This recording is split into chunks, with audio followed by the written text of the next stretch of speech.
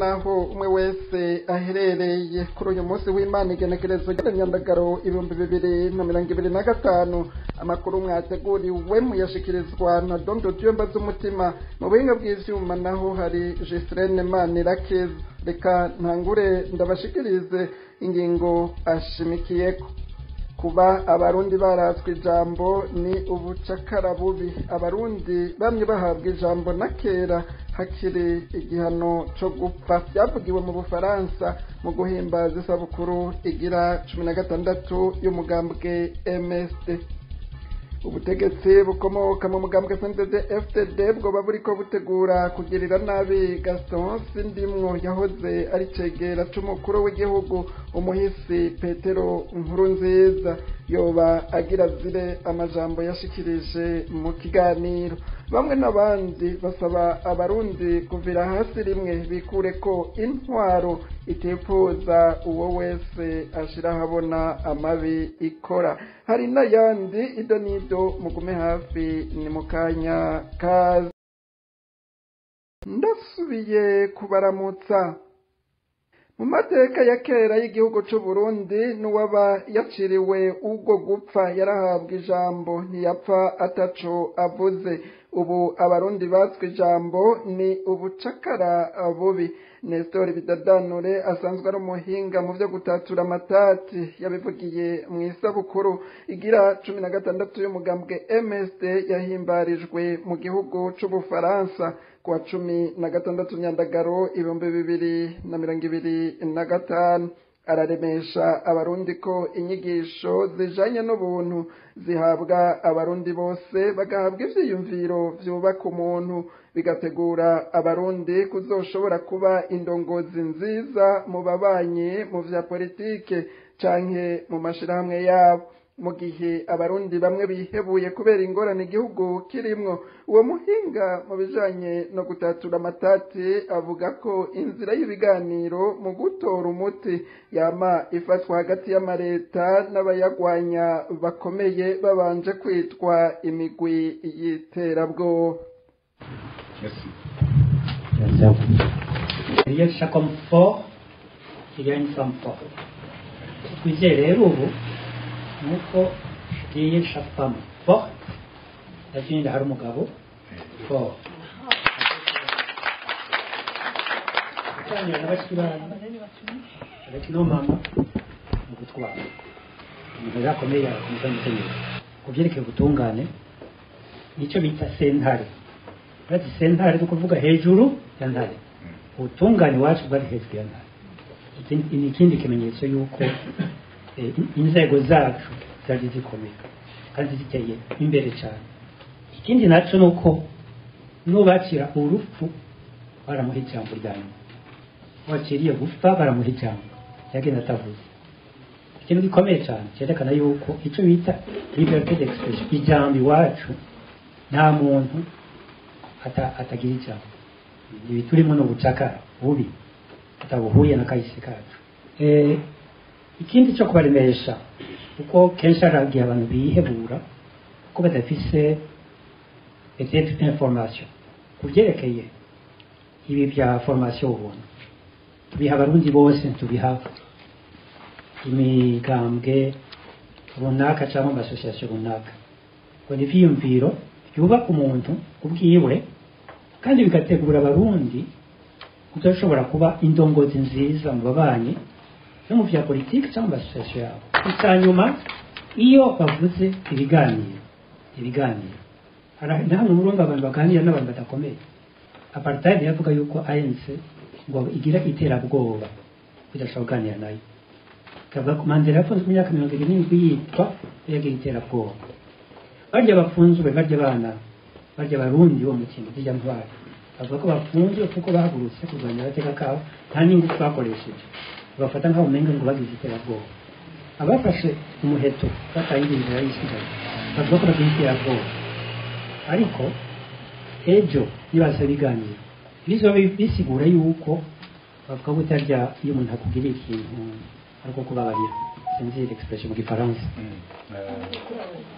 Ari kanwa buhaye bucyari ari omone ko ari ikintu baguhaye gutyo izo bari pitiye nuko bazobaze kubona yuko ata wundi bobigira ari mu nyungu zabo bemera ibiganiro kugira bashaka ku butegetsi bamaze kunegosya sekirite yabo Desmond Tutu uri afite yavuze abwira burya babatwara apartheid bazunga arabwira ati mwebwe ndababwira muri kino gihugu ari inzira zibiri ukwemera ibiganiro kugira muve ku butegetsi mu mahoro cyangwa n'urugamba izo nzira zibiri zose ntizotsindwa ntabwo mutsindwa ariko iyi ibiganiro irabaha nange uburenganzira bwo kubaho no gukingirwa mwemeye abakozi mwabiza nimwabyanga murashaka gutsindwa ati gusaba yuko hari ibiganiro kuko turabafasha ko twifuza ko ntitwashika uzaba muri bazima tubibutse ko umugwe umaze igihe uvugangwa na leta y'u Burundi ko ari uw'iterabwoba ari Rede Tabara hakaba hari n'abanywanyi b'uyo mugwi bagera kuri 17 bari mu minwe ya leta y'u Burundi bageze mu minwe y'iyo leta batanzwe n'igihugu kibanye cy'u Rwanda inyuma y'intambara zari zimaze ukwezi kurenga hagati y'inzego z'umutekano z'u Burundi zifatikanije n'ugwaruka rw'imbonerakure izo ntambara zikaba zatanguriye mu ntara ya Rumonge yahahora irarandagata kugera mu ntara ya kera ya Kayanza bikavugwa ko abo bagwanyi bafatiwe mu ishamba cimeza rya Kibera barenze imbibe z'u Burundi bari ku butaka bw'u Rwanda batabizi ubutegetsi bukomoka mu mugambwe CNDD FDD bwoba buriko burategura guta muri yompi Gaston Sindimwo yahoze ari cegera c'umukuru w'igihugu umuhisi Pierre Nkurunziza amakuru atangwa na bamwe mu begereye uwo mutegetsi tukanayasanga ku rubuga Facebook rwa Pacifique Ninahazwe arongoye ishirahamwe Fokode ashikiriza ko uwo mugambi woba uri kurategurwa hifashishijwe amatati asanzwe ari hagati ya Gaston Sindimwo n'umutambukanyi wiwe ariko amakuru yo kwizera akemeza ko yobazira ivyo yaheruka kuvugira mu kiganiro ku nama gica kuri radio Isanganiro cari gishimikiye ku ntambara ziriko zibera mu gihugu kibanye ca Kongo y'intwaro rusange bamwe n'abandi mu basomye iyo nkuru ijanye n'ivya Gaston Sindimwo babona ko leta ihari muri kino gihe ibandanya kwerekana ko idashaka kumva uwo wese yoshira habona ingufu nke zayo canke amabi ikora abarundi ngo nibavire hasi rimwe bayikureko inkuru twateguriwe na Ninete Nancy Umutoni umugambi wo kurondera guta muri yompi Gaston Sindimwo yahoze ari cegera ca mbere c'umuhizi president Pierre Nkurunziza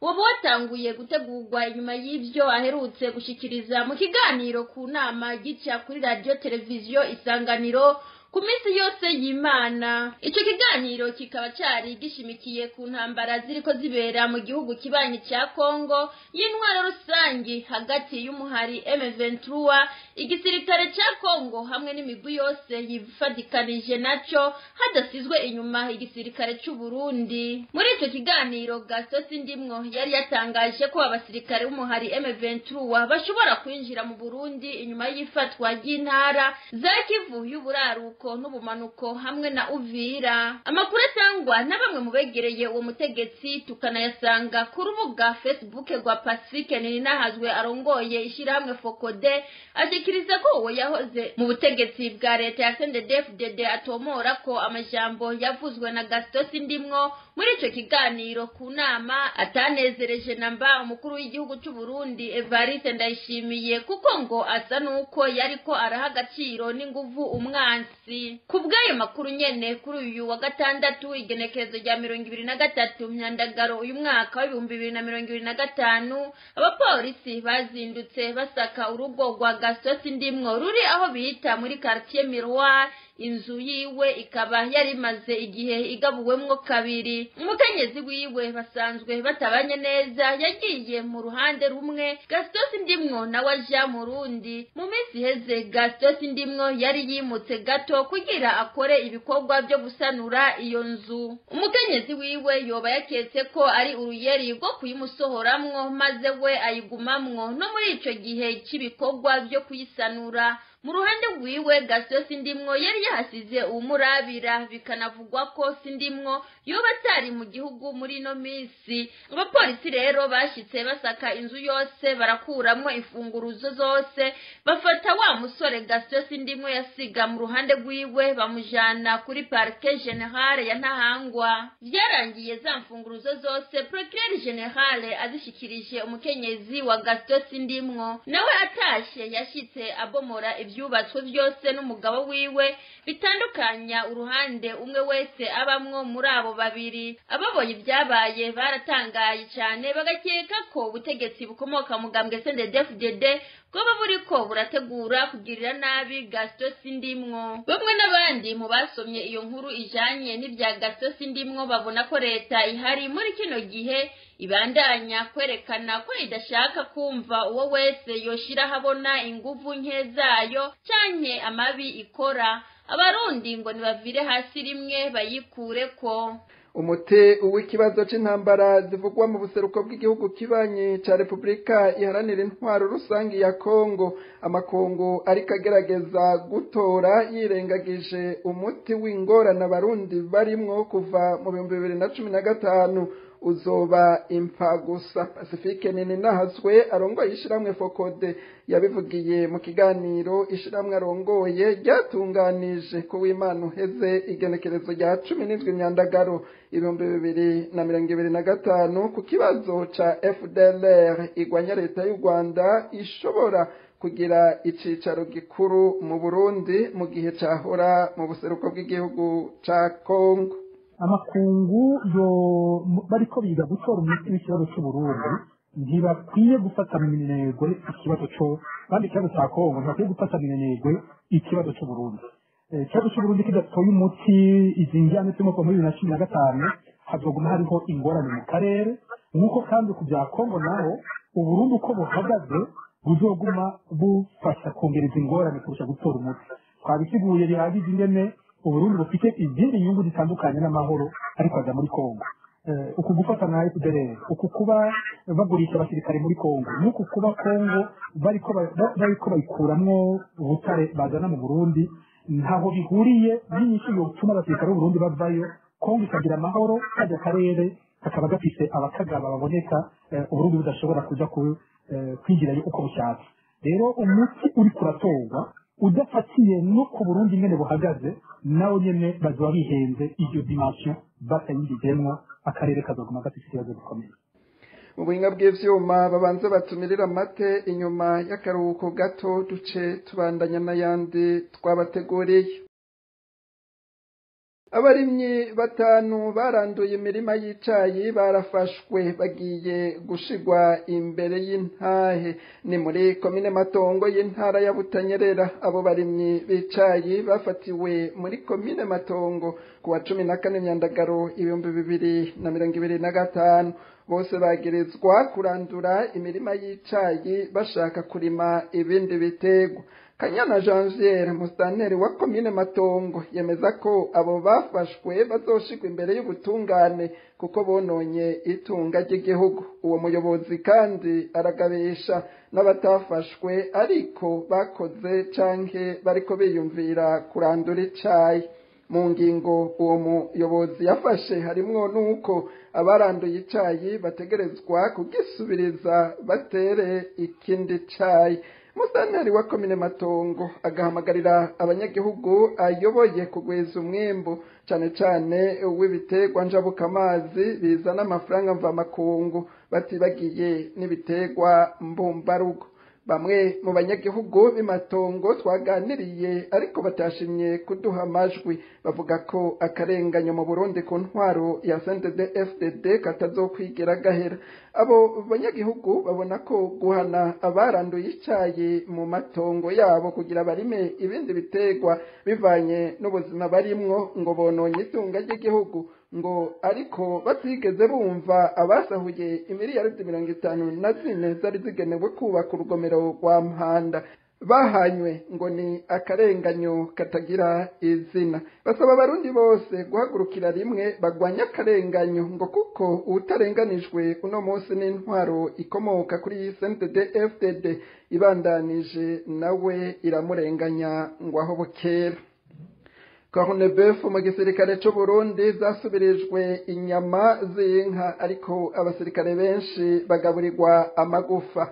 Imyidogo ni myinshi mu basirikare aho basanzwe bakorera mu biro bikuru vya gisirikare. Bagiriza umukuru w'ibiro bikuru vya gisirikare Prime Niyongabo ko ariko abateranya n'abasirikare kuva ku ntwaza ngabo kugera ku bitwa bato bato.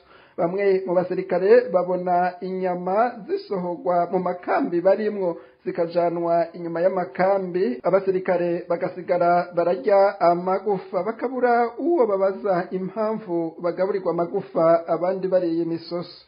Abasirikare basaba umukuru w'igihugu kizigenza w'intwaramiheto gusubiriza Prime Niyongabo ngo kuko atariko arakemura ibibazo vyugarije abasirikare harimwo ico kijanye no kugaburira abasirikare amagufa bari guhabwa imisoso. Umwe mu basirikare bakorera mu biro bikuru vya gisirikare tumutegabiri ariko ijwi ryiwe ryahinduwe ku mvo z'umutekano wiwe. Twebwe abasirikare turi mu ntara ya mbere ya gisirikare n'amakambi agize intara ya mbere ya gisirikare agashaba n'intara ya kabiri ya gisirikare n'amakambi agize intara ya kabiri ya gisirikare agashaba n'intara ya gatatu ya gisirikare nayo nyene agize n'amakambi agize iyo ntara ya gatatu ya gisirikare. Kuri twebwe y'abasirikare turi mu ntara ya mbere ya gisirikare cyane cyane dusanzwe turangurira imirimo aha mu biro bikuru vya gisirikare n'amakambi asanzwe akorera aha mu biro bikuru vya gisirikare. Ni ukuri twasaba umukuru w'igihugu bahise ndayishimiye wenyine aturongoye ku rwego rw'igihugu rukaba no hejuru y'urwego rwa Prime Niyongabo. Turamusavye aduhindure Prime Niyongabo, aduhundi murongozi wundi ashobora kumviza umusoda mutoya gushika ku mukuru, aduhundi murongozi wundi ashobora kutwariza ikibazo akongera akakituzanira. Ibi tumusavye hejuru yaho tumaze igihe turonkeje umushakanje wo kwivuna abasi mushasha. Mugabo uyu munsi ibibazo biduhanze Prime Niyongabo twe turabona ko atavya ariko arashira imbere ko yokemura gushika uyu munsi kandi adashobora kubikemura kumvo tutaramenyeshwa. Ariko kuri bamwe bamwe mu byabo kindega Prime Niyongabo uyu munsi niho musavye yuko yobogozwa n'ayo mabanga agahindurirwa. Reka rimwe tubishe ku mayange kuko ni byinshi cyane tutoshobora kuvuga. Icambere Prime kuri twebwe cyane cyane dusanzwe dukangamira ku bya gisirikare ukuduteranya hagati ya twebwe intwazangabo ibisongerezi n'abasirikare bato bato cyo kimwe n'andi makambi yanyu musigute abateranya ni nkateranya umuntu wese cyayibabije. Reka nawe nyene Prime aduteranya kuva ku rwego rw'abofisi gushaka ku rwego rw'abametro. Prime Niyongabo aragenda barafashe ingingo bati amakorone defu arahavuye hagiye kuza ibifungurwa by'inyama y'inka. Izo nyama z'inka gushika aho bigeze ubu umusirikare muto yavuga ati twe turoswa amagufa ati tumagije kapitene liyetena hariya atubwira ati ndagusabye nta komanda w'ikabiri mpava nza kubaza ico kibazo warinda yugira amahibuka bufize komanda kandi yugurukira umutwe ameze neza ukinega mu nkoroneri kuko amakambi neza twagwa n'abareke na koneri nega mu nkoroneri none inyama ko hamwe hamwe turonka amagufa andi bakaronka imisoso ni gute iyo ntwaza ngakora yugurutsa kubyaki ndagusabye share kabenda amaze kabiri aho n'utwari kandi waramutwara ibigade ameze neza yugurutse ashaka kudana no kuri kugira akavuga ati abasirikare mwafungura neza bavuga iryo jambo ati twafungura ariko kujyanye n'ibifungwa by'inyama canke n'umuceri yaje hagiye biza biteze rero kujyanye n'ibifungwa by'inyama si heza hamwe turonka amagufa gusa kandi tukabona inyama z'abazi ariko zimwe zigataha zigenda izindi zikaja ahegera amabutike atandukanye aho n'utwara ibigade yugurutse uwo nawe nyene cya kibazo umushikirije cyangwa umusirikare muto yamushikirije agitambuta kutwara intara ya gisirikare. Eka bose basabugarira aho nyene kuko batakarima ashobora gutukira ujejwe kurazikaya abasirikare ejo datanye no kuba bagi ko yabashyizeho na Prime mwese agira ati tunoshikira Prime ngo turi iki kibazo yonyaka iki kibazo yampaye urumva ico kintu bijanye no kuduteranya kuri twebwe intwazangabo ibisongezo n'abasoda batoyi kubijyanye n'ibifungwa by'inyama biriko biratera ingorane zose z'inyuma n'ibintu bijyanye n'ibiharage n'umuceri biza ku kiringo camaze kurenga kandi twara tushaka turikora kuri ya korone defu canke hageze iyo korone defu kamwe kagaha umuryango kuko nawe nyine intwazangabo muri twebwe dufashe iyo miryango yayo ntitubihakane inyama ngaho byugariye aho kandi kubijyanye n'ibifungurwa Prime Niyongabo tubona yuko aduteranye akaducafuza bigatuma tudakemura ikibazo. Ikindi cananiranye gutorerwa umuti abasirikare bagiriza Prime Niyongabo umukuru w'ibiro bikuru vya gisirikare tuzokigarukako mu makuru yacu yejo. aha bamwe n'abandi bakaba bama bavuze ko zimwe mu ndongozi zikomoka muri CNDD-FDD zigize akagwi gapfukamye igihugu mu nda, bama basaba abasirikare kwifatanya n'abandi barundi bariwe n'ako kagwi bagasezerera. Mwakoze kuba mwashoboye kudutega abiri bakunzi mwese baragihaguruka. Aha niho hagarukiye amakuru mwateguriwe. Ndashimiye abagize uruganda rwa Radio Haguruka bitanze ano makuru araboneka yongera arabashikira. Ndashimira kandi n'uwatumye amajwi abashikira. Musigara amahoro ndabike banuye naho ubutaha.